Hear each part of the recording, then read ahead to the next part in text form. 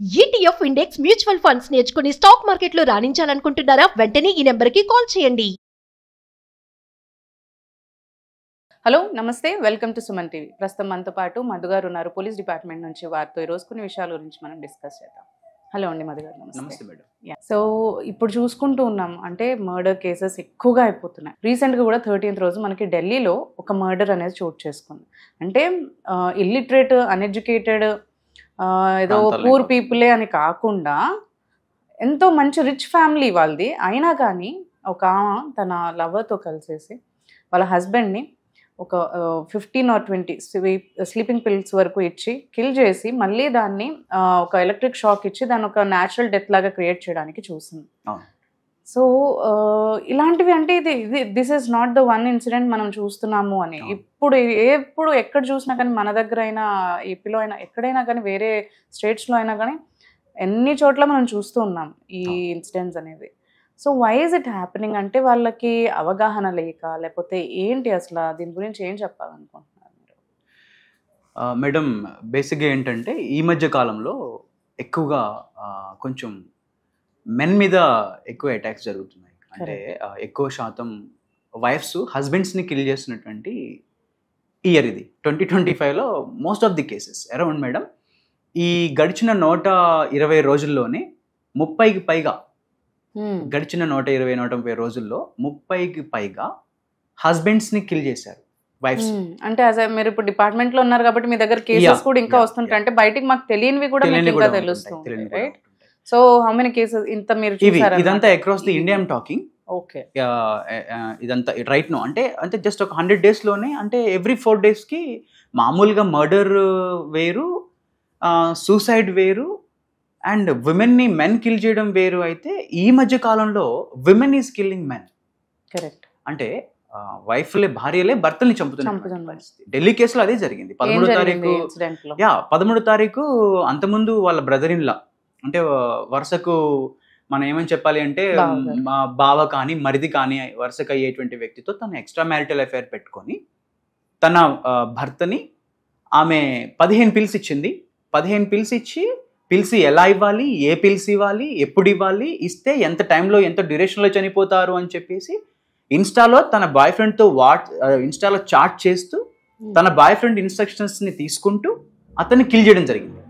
అన్నంలో ముందు ఆ 15 టాబ్లెట్లు కలిపి, ఆ తర్వాత అతను అన్కాన్షియస్కి వెళ్ళాక శ్వాస తీసుకుంటుంటే మళ్ళీ అతనికి మళ్ళీ ఇన్స్టాలో చాట్ చేసి ఇట్లా శ్వాస తీసుకుంటున్నాడు, నాకు భయంగా ఉంది, నువ్వు వచ్చేసేయి, మన ఇద్దరం కలిసి చేద్దాము అంటే, లేదు నువ్వు చెయ్యి, నేను ఉన్నాను అని చెప్పేసి అతను ఆమెకు గైడ్లైన్స్ ఇస్తే ఆ గైడ్లైన్స్ ప్రకారం ఆయన్ని చంపేసి ఒక న్యాచురల్ డెత్ లాగా, ఒక ఎలక్ట్రికల్ షాక్ డెత్ లాగా క్రియేట్ చేసింది. కానీ ఏం జరిగింది, 13వ తారీఖు జరిగితే 16వ తారీఖు ఆ చనిపోయిన వ్యక్తి వాళ్ళ తమ్ముడు కంప్లైంట్ ఇచ్చాడు పోలీసులకి. ద్వారకా పోలీస్ స్టేషన్లో ఒక కంప్లైంట్ ఇచ్చి, మా అన్నది అసహజ మరణంగా ఉంది, నాకు ఎక్కడో అనుమానం ఉందని చెప్పేసి కంప్లైంట్ ఇస్తే, పోలీసు వాళ్ళు అప్పటికే పోస్ట్ మార్టం చేసి ఉంటాం కాబట్టి పోస్ట్ మార్టం రిపోర్ట్ రాగానే ఎమ్మటే వాళ్ళ మీద ఛార్జ్ షీట్ వేసి వాళ్ళని జైలుకు పంపేయడం జరిగింది. సో ఇదంతా ఏంటంటే మేడం, మీరు అన్నారు ఇప్పుడు ఎందుకు ఇలా జరుగుతుంది అని. ఎందుకు ఇలా జరుగుతుంది అంటే వాళ్ళకు అవగాహన లోపం ఉండడం వల్ల. మాట్లాడుకుందాం ఇవన్నీ కూడా రకరకాలుగా మనం దీని గురించి క్లుప్తంగా మాట్లాడుకుందాం. సో అంటే ఇప్పుడు మనం చూస్తుంటే ఇలాంటి కేసెస్ ఎక్కువగా ఉన్నాయి. అవును మేడం. అంటే మర్డర్ చేయడం ఒక ఎత్తు అయితే క్రూరంగా చేస్తుంది. Yes madam. అంటే ఇక్కడ కూడా మనం చూసుకునే ఇన్సిడెంట్స్ లో చాలా రకాలుగా ముక్కలుగా కట్ చేసి డ్రమ్ లో పెట్టడము, ఇలాంటివి అంటే చాలా క్రూరంగా చేయడం కేసు లాంటిది. బాగా చెప్పారు.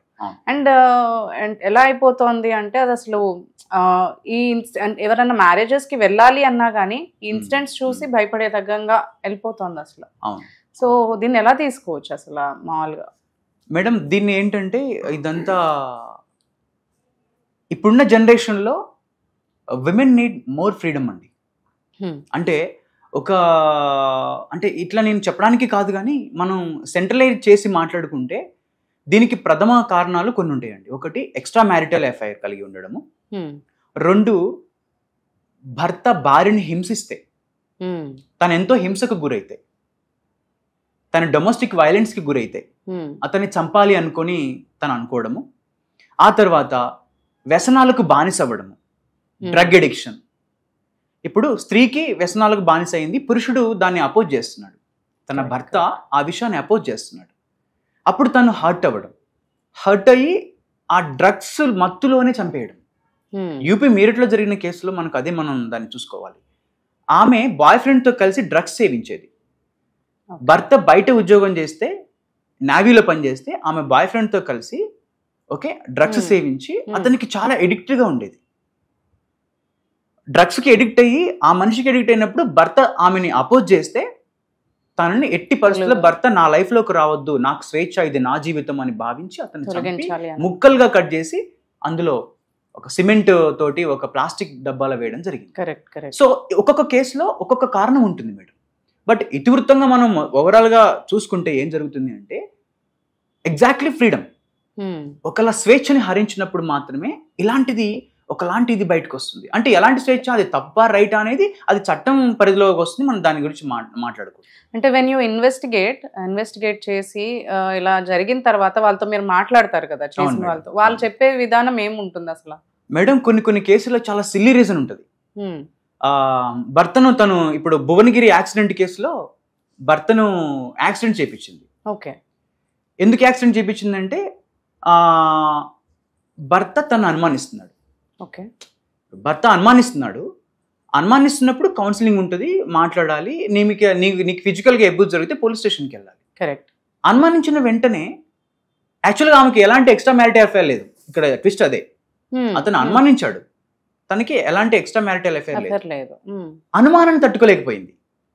చూడండి, అది ఒక రకంగా చూసుకుంటే తన తప్పు కూడా చేయలేదు కదా, అందుకే ఆ అనుమానాన్ని కూడా స్వీకరించలేకపోయింది, యాక్సిడెంట్ చేసి తప్పించేసింది.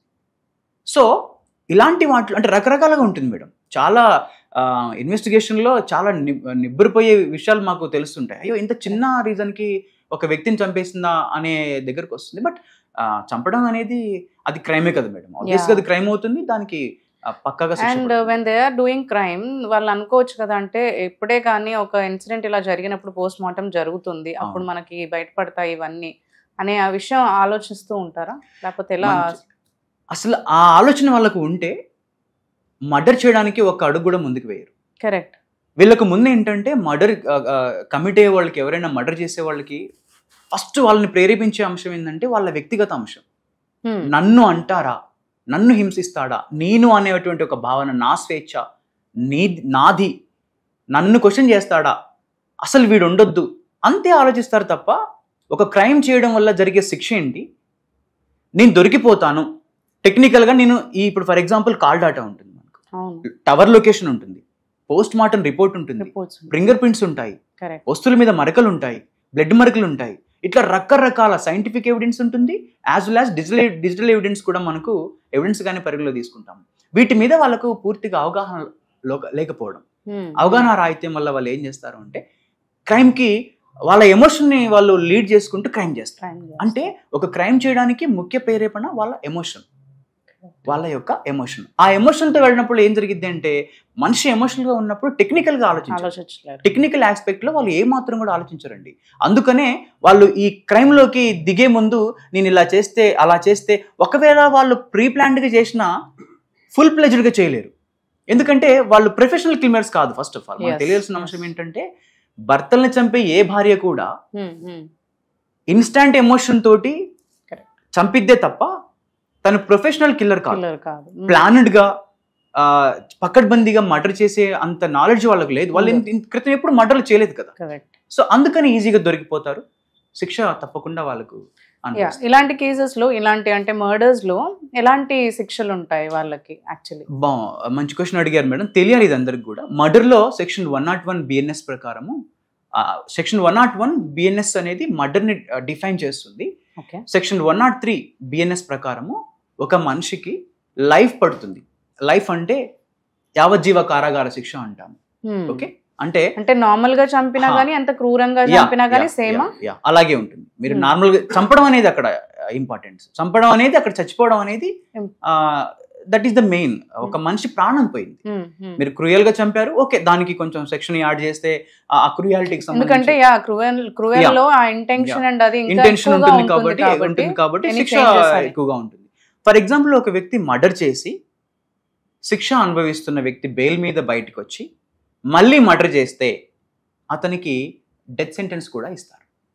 అంటే ఒక మర్డర్ చేసి మీరు శిక్ష అనుభవిస్తున్నప్పుడు ఇంకో మర్డర్ మీరు ఫర్ ఎగ్జాంపుల్ కుటుంబ కలహాల్లో ల్యాండ్ తగాదాలు ఇలాంటి కేసులు మనం తరచుగా చూస్తుంటాం. గ్రామంలో ల్యాండ్ కోసం కొట్టుకుంటారు, పగ పెంచుకొని చంపేస్తాడు, శిక్ష అనుభవిస్తూ ఉంటాడు.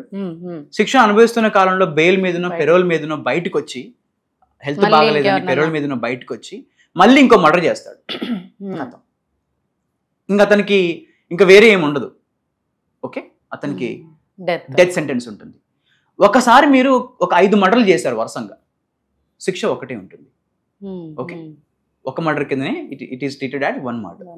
ఇఫ్ ఇట్ ఇస్ గ్రేవ్గా చంపితే దానికి డెత్ వరకు కూడా పనిష్మెంట్ ఇచ్చేటువంటి అది తప్పకుండా ఉంటుంది. ఓకే, సో ఇప్పుడు ఈ మర్డర్స్లో మీరు శిక్షని వేసే ముందు ఏమేమి చూస్తారు అసలు? యాక్చువల్లీ మంచి క్వశ్చన్ అడిగారు మేడం. చాలా మందికి తెలియదు ఇది. మర్డర్లో శిక్ష వేసే అర్హత కోర్టుకు ఉంటుంది. కోర్టు ఏం చూస్తుంది? క్రితం ఒకసారి మీతో నేను మాట్లాడాను, ఎవిడెన్స్ బేస్డ్ తీర్పు ఉంటుంది ఈ దేశంలో. ఓకే, ఈ దేశంలో ఏదైనా ఎవిడెన్స్ బేస్డ్ తీర్పు మాత్రమే ఉంటుంది. సో కోర్టులో ఉన్నటువంటి జడ్జి గారు, ప్యానెల్లో కూర్చున్న ఎవరైనా సరే ఆ శిక్షకు, ఆ నేరానికి సంబంధించిన శిక్ష పడాలి అంటే సంబంధిత ఆధారాలు అనేవి ప్రాపర్గా ఉండాలి. ఆ మనిషి ఎప్పుడు చంపాడు, ఎలా చంపాడు, ఎందుకు చంపాడు, దేంతో చంపాడు, చంపితే అతను ఆ చంపిన ప్రదేశంలో ప్రజెంట్ ఉన్నాడా, ఆయన చంపాడా, వీడియోలు ఉన్నాయా, ఆడియోలు ఉన్నాయా, ఫింగర్ ప్రింట్స్ ఉన్నాయా, ఒకవేళ డ్రగ్ ఇచ్చిందంటే ఆ పోస్ట్ మార్టం రిపోర్ట్లో డ్రగ్ ఉందా, ఇవన్నీ కూడా పరిగణలోకి తీసుకొని కోర్టు బలంగా ఇవన్నీ నిరూపించాల్సిన బాధ్యత పోలీస్ పట్ల ఉంటుంది. ఇదంతా నిరూపించాల్సిన బాధ్యత పోలీస్ పట్ల ఉంటుంది, మరియు బాధితుల పట్ల ఉంటుంది. అది బాధితుల బాధ్యత.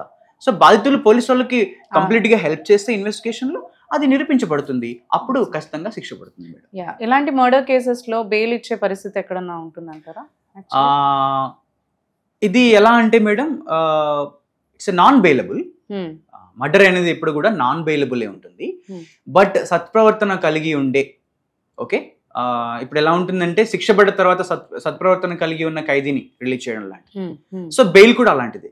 కొన్ని సర్కమ్స్టాన్సెస్ లో ఇప్పుడు ఆవేశపూరితంగా చేసిన హత్య, ప్లాన్డ్ కాదు, మర్డర్ ఫర్ గెయిన్ కాదు, ఏదో పొందడానికి కాదు, ఆర్థిక పరమైన లావాదేవీలు కాదు, there is no planned at all, instant గా జరిగినటువంటి మర్డర్ లో ఆ వ్యక్తి యొక్క వ్యక్తిత్వాన్ని చూస్తారు. కోర్టు కూడా క్యారెక్టర్ ఎలాంటిది, ఇతను క్రైమ్ నిజమైన క్రిమినల్, ఫ్రీక్వెంట్ అఫెండర్ అయినా, హ్యాబిచువల్ అఫెండరా అనేది చూసి అలాంటి విషయాలు పరిగణలో తీసుకొని బెయిల్ కూడా మంజూరు చేయడం. ఎందుకు అంటే ఇప్పుడు ఈ వెల్ ఆఫ్ ఉన్న రిచ్ ఉన్న వాళ్ళు కూడా అదే అనుకుంటారు కదా, ఏముందిలే మర్డర్ చేసినా దొరికినా మనం మనీ ఇచ్చో లేదంటే బెయిల్ తీసుకుని we can be out man, మన లైఫ్ మనం ఎంజాయ్ చేయొచ్చు అని అనుకుంటూ ఉంటారు కదా.